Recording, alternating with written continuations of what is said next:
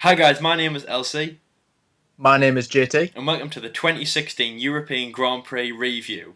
Now, the race has just finished, the inaugural race at the street circuit in Baku, and it was a great race, which finished with the victor of Nico Rosberg.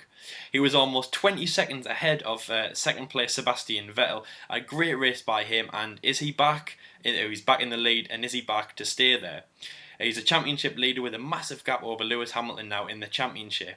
And what a race came from him. He was absolutely stellar with no problems by himself, by the team, and an amazing race to finish. Um, yeah, can he stay at the top of the Drivers' Championship? Well, after Canada, it was a bit sketchy from him, but now he's back and possibly back to stay. What an amazing race by Nico. Yeah, it was absolutely fantastic race by Nico Rosberg. He just pretty much led from the first corner and just went straight into the distance. He got a little bit of a challenge from second place Daniel Ricciardo, who qualified second rather, but it wasn't really much challenge throughout the entire race. It was just pretty much Nico's own race, you could say. And obviously, it came in second place with Sebastian Vettel, who had a bit of an interesting race. He was here and there at some points. He made some pit stops. He was going into battle with Daniel Ricciardo, and again they were trying to out tactic each other, let's say, by throwing Daniel in the pits, and he'll come out in front of Vettel. Then Vettel will come in the pits, then he'll come out in front of Ricciardo. So pretty much like that throughout a lot of the race. But no, I mean, as I said, Nico Rosberg could not be trusted. Sebastian Vettel did not have the sheer pace he would have liked to actually challenge for the win. But I mean, second place is probably the next best thing that Sebastian Vettel can come across. Obviously, a bit of a shame that he couldn't challenge for the lead, but. That's Formula One. That's the way it is. So yeah, P2 for Sebastian Vettel, and I would say, you know what, I would be very best pleased with that. I would be Yeah, very pleased. I would be. See a great second place by Seb. His second place Definitely. like he did in Canada. Now Yes. moving on to the man in third place is Sergio Perez. As you remember, he had a podium in Monaco and still hanging off the successes of that. It was a great race by him. Let's not forget, unfortunately, he had a five-pace grid penalty from qualifying on yesterday. He qualified second place, but then moved down to seventh after his grid penalty, as I say, which was a real shame for replacing the gearbox. And within a few corners, he was up into fifth place, battling Kimi Raikkonen. He was on third, but again dropped back, leapfrogging himself. Kimi was running in third position, but finally, when they finished the race, Checo was in fourth place. It was an amazing podium by Sergio Perez. There was a lot of Mexican fans there, especially for the inaugural race, and he also matched the podium appearances by the top Mexican driver Pedro Rodriguez. And more importantly, JT, and more important than his podiums and everything like that, he. Yes. By the way, no, before I say it, he has broken the record. So he's set the record Yes. for the guy who was lifted the Driver of the Day award twice. So that is well done. I'll hand over to JT, who will present it to Checo, or at least the spirit of Checo. Yes, I would like to award this F1 Driver of the Day award to Sergio Perez, who did a thrilling race. And as LC did say, he is the first driver to win this trophy twice. He won it in Monaco, and now he wins it in Baku. He And does. he did leave us a quick text just before we recorded, and it basically says, "Thank you very much, guys, for becoming the first driver to win this award twice. It's a massive achievement. I'll like to thank my friends, my family, and my team for a very good race. Keep up with the good videos, and hopefully, I might be able to win it some more times in the future." So here we go, guys. That is Sergio Perez. Very text message. I've got all of I've Oh got all yeah. the contacts. So obviously, if you ever want to win one of these, then drop us a text or Oh, I'm sure. do a good race. Do a good race, I'm obviously. sure you But have, JT. What a great oh, race by Checo, and oh, yes, fantastic. thanking his team, they did absolutely amazing. Also getting their second driver, Nico Hulkenberg, as you say, ex Le Mans driver, very skilled and very talented in the paddock, took in ninth place into the points, which is fantastic. So what we're going to do is now we're just going to talk about the teams that have did well in this race. So the first one I'm going to start off with is Mercedes. As I say, the championship Yep. leaders by loads, by almost 100 points. So as I say, their main driver Nico Rosberg, the championship leader, had an amazing race, untouchable in qualifying. Um, as you know, we had that late red flag from a particular man who crashed into the barriers, JT, during qualifying. The only man to do this and to bring out the red flag. And who do you think it is? Do you think it's going to be a manor driver or someone that's less experienced. No, it wasn't. It was the three-time world champion Lewis Hamilton. He did an unbelievable rookie mistake, if you like. I mean, you think that you think it wouldn't be very hard, not to collect the barrier, but it does look like there would be a lot of them. So anyway, he collects the barrier, brings out the red flag, and qualifies at the back of Q3 in 10th place. Nico Rosberg was untouchable. Even if Lewis was in the run-ins, he would be untouchable still to qualify in first place, as I say, in front of Daniel Ricciardo. To kick off the race, Nico just ran into the distance, and really it was a race like Australia, Bahrain, China, and Russia, where he just wasn't seen until the end. And then an amazing race, 20 seconds ahead of second place Sebastian Vettel, who he kept at bay, but again, I don't think anyone could have challenged that. Lewis doing amazing to jump 5 positions into 5th place, even though he did have a problem. We are not 100% sure what it was, but we think it was an engine problem. And he was complaining to the team, but obviously because of these new team regulations, meaning that the team can't tell Lewis what's the problem, meaning that they couldn't tell him, so he couldn't change anything on the steering wheel, and he couldn't change anything to his race.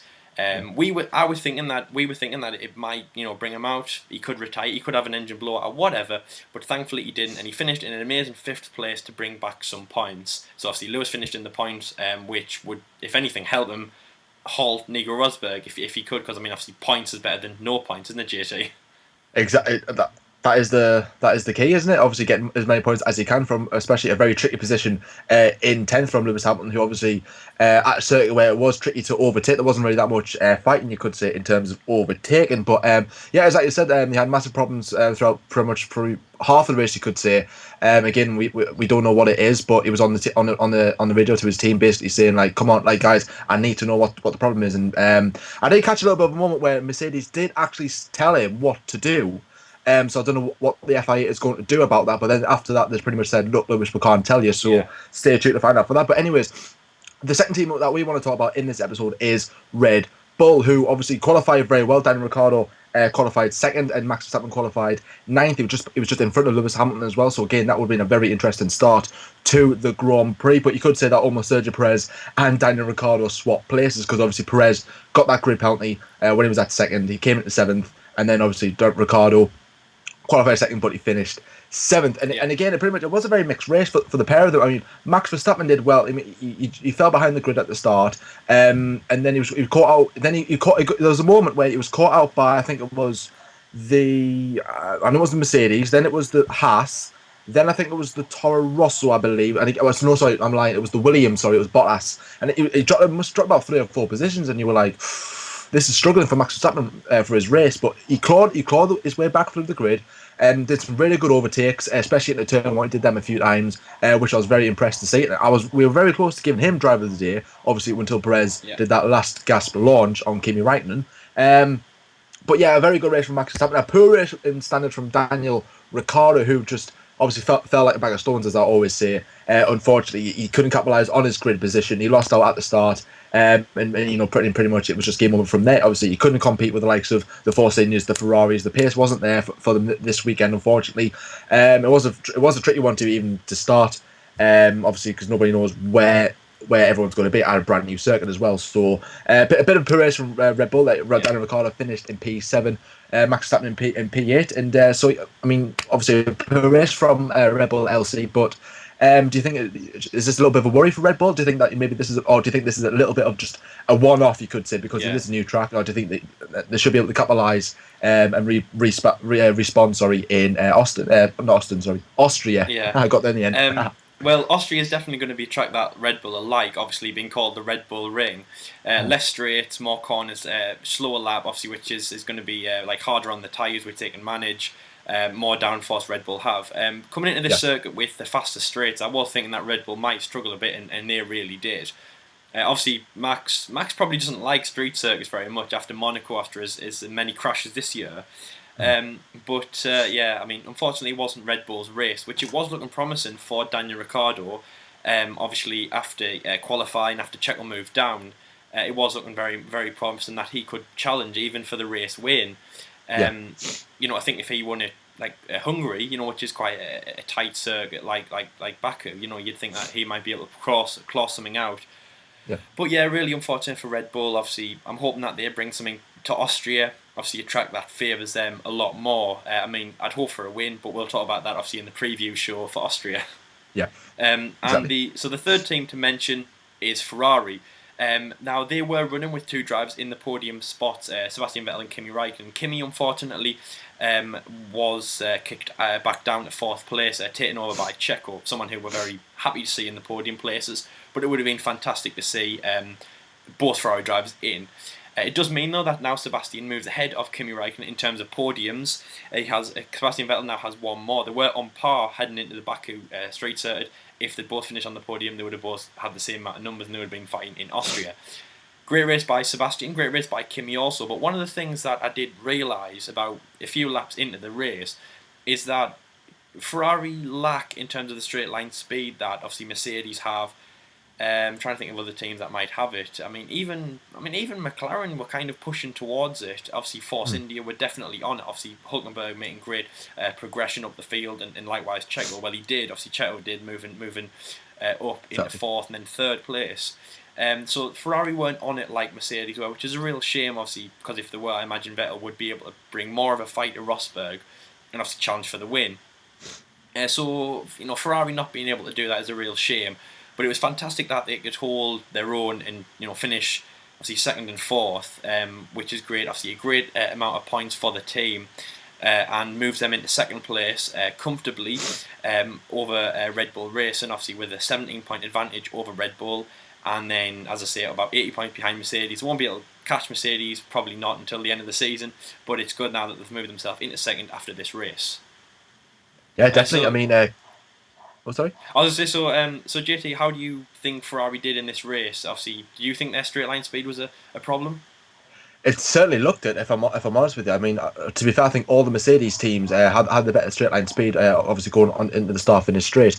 But as I said, the Ferrari pace was just down pretty much throughout a lot of certain points as well. There was a point, as like you said, they were both on the podium, but they weren't really able to challenge pretty much anything to go for the win because Nick Rosberg again was in the league of his own. And again, I kind of showed in qualifying as well, P3 and P4 for those two drivers. To be fair, should be challenging for higher than that. And again, Kimi Raikkonen towards the end of the Grand Prix when Sergio Perez didn't make a move on him, he didn't really put up that much of a fight because he knew that he already had a time penalty for when he had both all four tyres over the pit entry, you could say, because obviously a new rule meant when if you were going like on the start finish straight and you had all four tyres over that line of going into pit entry, you had to go through the pits. Just like if you pushed off or anything, you had to go through. And obviously, Raikkonen lost concentration, went for the overtake. It was like, oh, I'm in there, moved out. Too bad, unfortunately, because he probably knew that it doesn't matter anyways. I'm out of position, to be fair, and obviously there's a big gap behind with Lewis Hamilton, who had problems all race. So the team would have said to him, look, if Perez makes the move, don't bother, let him by. But which is a bit unfortunate because we would love to see some very close race in a race that to me was very, very disappointing. But there's a team that we're gonna quickly jump to, which I thought I had big things for this team at this track with two very good drivers, but unfortunately, it never really happened in Toro Rosso. Both Oh drivers yeah, retired probably for the entirely same reason, was their suspension apparently on both cars. And obviously, Danny Kivat qualified sixth, was an absolutely fantastic achievement by him. And obviously, I think it was the second highest placed Red Bull car you could say, or Red Bull sister team car you could say, on the grid. And I was expecting very good things from Danny Kivat this race, but unfortunately that let him down again. And again, that's going to be put more pressure on him because he's already had a torrid season so far. Obviously, being demoted to to Toro Rosso was bad enough. And Carlos Sainz, a driver who I really, really like, and I thought he's going to do well. I mean, he qualified 18th, unfortunately, but I was expecting him to make some very good overtakes, some very good close racing.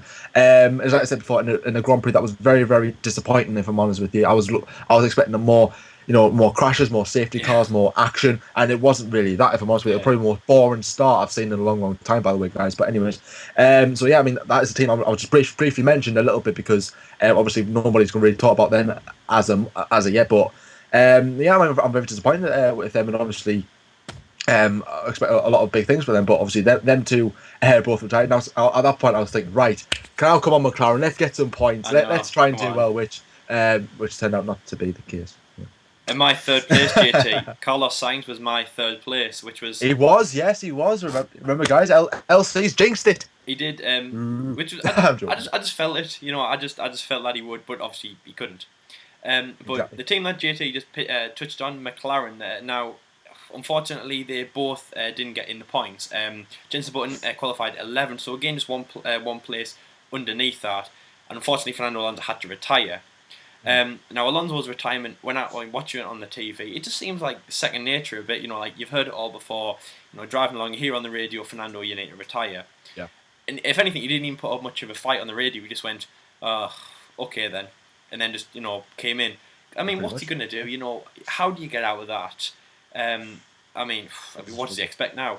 And then Jenson Button obviously finishing the race out the points though. But McLaren in those positions, obviously the retiree. Remember, Fernando Alonso has a contract for McLaren.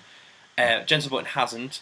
So what's going to happen there? I mean, obviously we'll be talking about McLaren so much during the next few races and into the summer break and stuff like that in terms of contracts and their progression. But this race, very, very, very, very, very sad for them.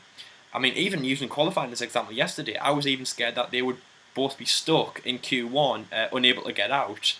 Near enough the back of the grid. But yeah, terrible race for them. Obviously, one retirement, both out of the points. But even if they both stayed in the race, JT, I couldn't see them even getting in the points. If they had both stayed in the race, what do you think? Do you think one of them or both of them might have got in the points? I would have thought it because I mean they had lack of power. I mean the lack of power anyways, but I know the car is better than what it was this weekend. I mean the package that they brought was just it just didn't fit. It didn't really fit it didn't really adapt it to what the track actually demanded. Yeah. And I did notice that a lot of teams had like Monza style wings, where obviously it bent like that. McLaren didn't. So obviously they were like they probably weren't going for straight line speed. They were going for cornering speed instead. I would have thought by the looks of this. But I mean, the straight line speed, the cornering speed was just poor, all around, and obviously Fernando Alonso retiring. You can just tell how awful the car sounded coming towards the end. And again, Jenson Button just couldn't really make much of a fight. He did overtake. He did put up a good fight on a couple of drivers, such as like Roman Grosjean as well, and a couple of Toro Rossos as well when they were in the race, which was good to see because it was like right, the fight is there. But at the same time, it was like. But again, it was the latter stage of the race. It just the power wasn't there. The performance wasn't there. But I think this will only be a one-off. I believe. Hopefully, we'll try and score some points in the next race. Yeah. But I mean, as a team that I follow, I mean, it is a bit unfortunate that we didn't really get to see the true pace of McLaren. But a team I was really, really impressed with up until a certain point was Manor, which is a team we never talked about at all. Manor who? Exactly, who's Manor? We never talked about them. They had a really good. They out-qualified a Renault, a Haas, I believe, and a McLaren as well. So they did very, very well in qualifying. I think it was P16 and 17, I think, for them too. Yeah. Harriano and Verlaine put up a massive fight. He started on the soft tyres. I think he got up to about lap 27 or 28 on them before he boxed.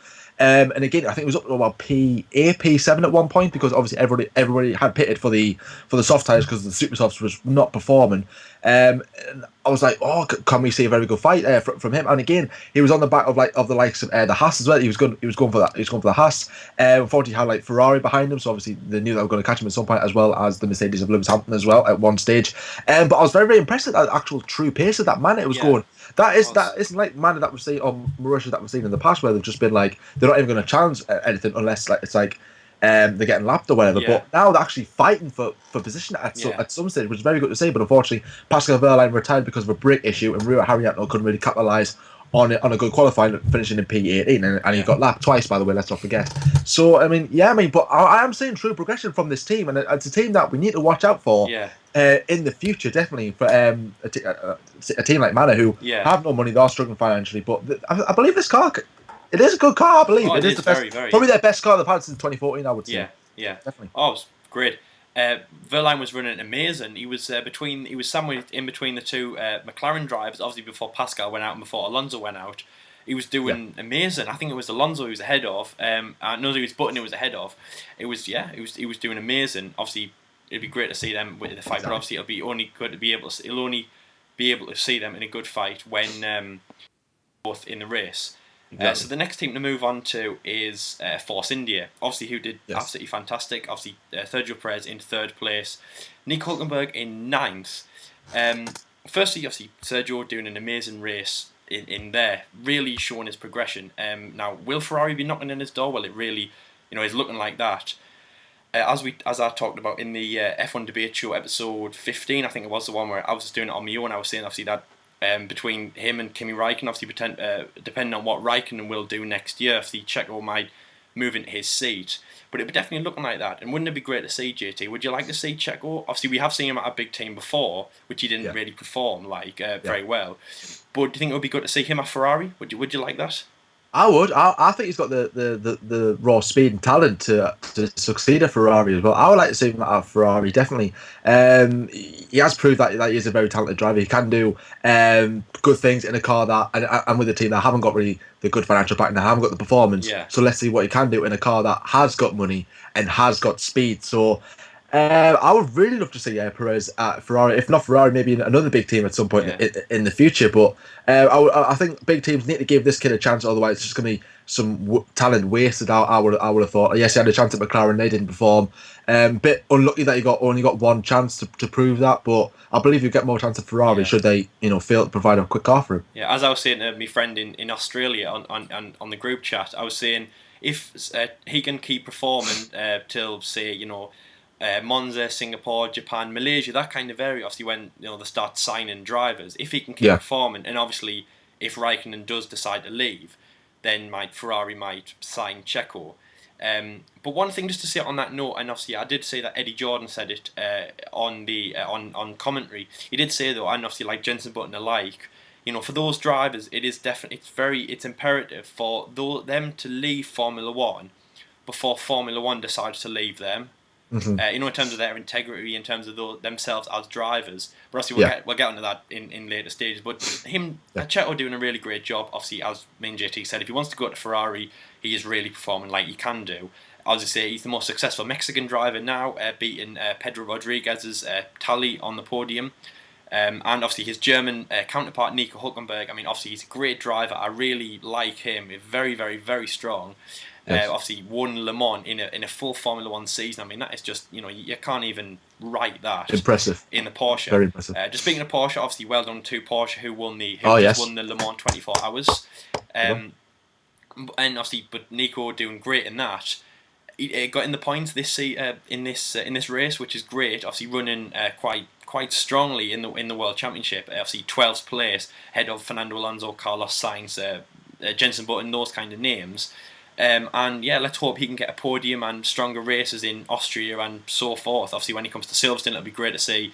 Obviously, the massive German in the Force India, and I'll be definitely cheering him on as one of the main drivers to watch in that race. So yeah, obviously Force India, I think they're doing great at this time, and it'll be great to see how they progress at the end of the season. Especially if they could be the maker, and they could be making this driver who goes off to drive for the Ferrari in the future for 2017. I mean, who knows? I mean, Perez is definitely a driver that the teams need to consider. I mean, like Nico Hulkenberg, I believe that I don't think. I mean, he might sign for another team. Might sign for like maybe a Williams, maybe even a McLaren. But I don't think I don't think he'll get a drive at like so maybe even a Red Bull. Perhaps I really don't know. But I don't think maybe a Ferrari or a Mercedes should be knocking on the door. I would have thought, judging by obviously his Le Mans experience, he will go into endurance racing Yeah. a bit like Mark Webber. Yeah. I believe that's the path he will go should Force India not renew his contract or whatever. I believe that's the path he will go anyways. But so we've discussed the teams that we wanted to talk about, Yeah. and the thing I want to talk about now is your overall review of the European Grand Prix, the new Azerbaijan track in Baku. So, Elsie, what is your opinions of this track? Do you think it's one that we can remember in seasons to come, or do you think it's just one of them tracks where you're like, if I'm honest with you, it's not a track that's going to remain in my mind. I'm not going to remember it. Should it ever drop the calendar? Yeah, pretty much. Well, when you say that, JT, obviously for like using an example like the Indian Grand Prix, that was used in 2011 till 2013, and that was a track that obviously just faded away. But no, I think Baku is a strong race. I think the track is amazing. I mean, first, obviously, in terms of Formula One, they'll be thinking of the money that they bring in, the entertainment, the people, like the audience, the money. it's great to see. Obviously, you had loads of people. There's loads of balconies, obviously, around the circuit, and there was people, Yeah. standing out watching them. So the track is amazing. As I said in the preview show, it combines Monaco and Singapore with, I don't know, just being honest, it's every kind of track you can get. I mean, if anything, it's like even some kind of, it's like the Formula E race in Argentina. It's a bit Yeah. like that in terms of street circuit. Yeah. And it almost reminded me also of the. I don't know if this is going to go to plan, but there was talk of a Formula one kind of Formula event in London, in the city of London. It kind of Yeah. reminded me of that. But I really like the circuit, and I would love to see it on the calendar for next year and for races for years to come. In terms of the race we saw today, maybe it wasn't the best inaugural race, but I mean that's hardly Baku's fault. But in terms of the track, I mean, no, I want to see this on the circuit on the calendar in 2017 and for future years. So what do you think, JT? Do you think it's a successful race? Um, I believe it's a good track to be at. It's a good location as well. It's very you got modern buildings here, then you got historic buildings like when we passed the castle in Yeah. turns 9 and 10, and obviously got that very iconic, very slim chicane bit as like I said, just next to the castle. It's got some very good corners, good straights as well, and obviously very good views. So like, so obviously if you're living above the race circuit, again, it's a really good view for Yeah. them. But the Grand Prix itself, it just didn't deliver for me. I watched the start, and I like if you remember in GP2, I think it was Saturday, the first sprint race. Yeah. I think about 5 or 6 cars crashed out in the first corner, Yeah. and then only ten cars was classified. I think there was like 2 cars, I think, in Yeah. GP2. I could be wrong. I'm not entirely sure, but I believe that's around the mark.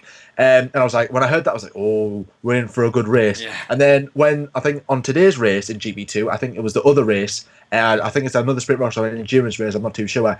Again, the driver who went in the first corner at the back of the field Yeah. actually went on to win the race. Yeah. So I was going, oh right, so now we're getting Oh interested. yeah, it's gonna be good. When they were just building up to the race, and I was like, right.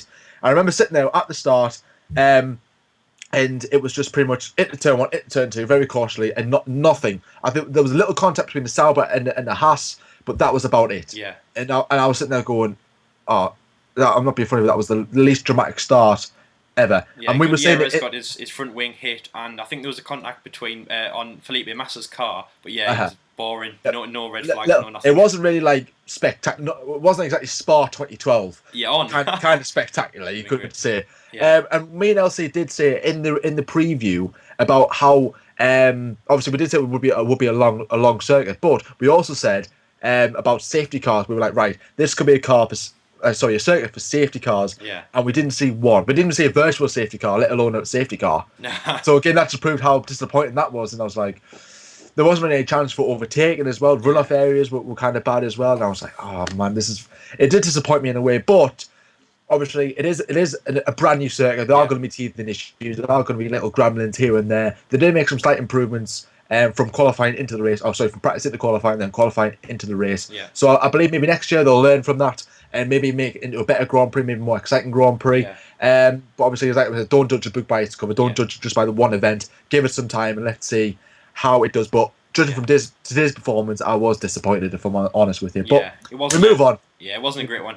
And I mean, as Sebastian Vettel said on the interview after the race, he did say though that we're all hoping for like a safety car and all that, but the drivers aren't, and also as well not getting one, doesn't that show like the level of not discipline and the level of good qualified driving that the drivers have, that they won't crash like on that corner, going past the castle, we were all thinking that was going to be a crash, but doesn't it, in that 6-7 meter gap, doesn't it show how qualified the drivers are and how skilled and how deserving the drivers are to be there? If they can make it up that corner, racing, and not crash. So yeah, it's all good.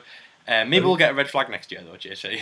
I hope so. I do like a bit of a shunt here and there. So, but let's leave you with a closing thought.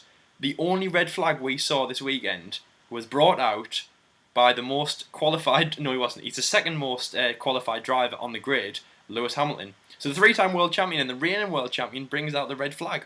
The only red flag we see in the whole weekend. The one and only red flag. So it wasn't Palmer or anyone like that. But I am going to leave you with this thought, because I did think of this when I was sitting there watching the race. Basically, Sergio Perez finished on the podium. So Sergio Perez doesn't do podiums, but when he does, he qualifies seventh. Oh my 3 god. podiums this season. 3 times he's qualified seventh, and 3 times he's came on the So podium. he needs Brother he needs Perez. a seventh, then that's his If lucky if he moment. qualifies seventh, everybody else panic. Is He's great. going to be on the podium. So. I'll leave you with the driver and the constructors championship classifications, which we have Nico Hulkenberg. We have Nico Rosberg. Where'd Nico from? We have Nico Rosberg now with 141 points at the first place in the World Championship, reigning. He has a massive lead over Lewis Hamilton, which is in second place with 117 points. Third place is Sebastian Vettel with 96. Fourth place is Kimi Raikkonen with 81. Daniel Ricciardo is the leader of the 2 Red Bull drivers, in 5th place with 78 points. 6th place with 54 points is Max Verstappen. Obviously, as we said, Red Bull drivers aren't making a great race, but it's good to see them that high in the championship. Valtteri Bottas is in 7th place with 52 points. Sergio Perez is in 8th place with 39 points. Felipe Massa is 1 point behind in 9th place with 38 points. And surprisingly enough, JT, this man who crashed out today, Daniel Kvyat, is in 10th place. So he's still in the the top 10 with 22 points. So that is great. Obviously, heading Roman Grosjean, Nico Hulkenberg, Fernando Alonso, Carlos Sainz, Kevin Magnussen, Jenson Button, Stoffel Van Dorn. That's hilarious. I love how he's still in the championship. He's not even in Formula One. And JT, he's not even in Formula One, but he still has 1 point more than Esteban Gutierrez, Julian Palmer, Marcus Ericsson, Felipe Nasra, Pascal Wehrlein and Rio Haryanto. So he's not even in Formula 1 and he's ahead. So well done for that. Anyway, guys, so we will see you at the end of our review show. Thank you very much for watching. We hope you enjoyed the race. We surely didn't. So thanks for watching this episode. On the channel this week, on Tuesday, we have Meet the F1 Debate Show presenters. We made this video. We thought you would really enjoy it. It's myself and JT. We talk about how we got into Formula One, our experiences through the years, and talking about obviously the last Grand Prix we went to together, which was the 2010 British Grand Prix, and just how we grew from it like that. And so we hope you enjoy that video. So thank you very much for watching this episode, and we will see you in the next one. Bye, guys. Hello, guys. Take care. Bye.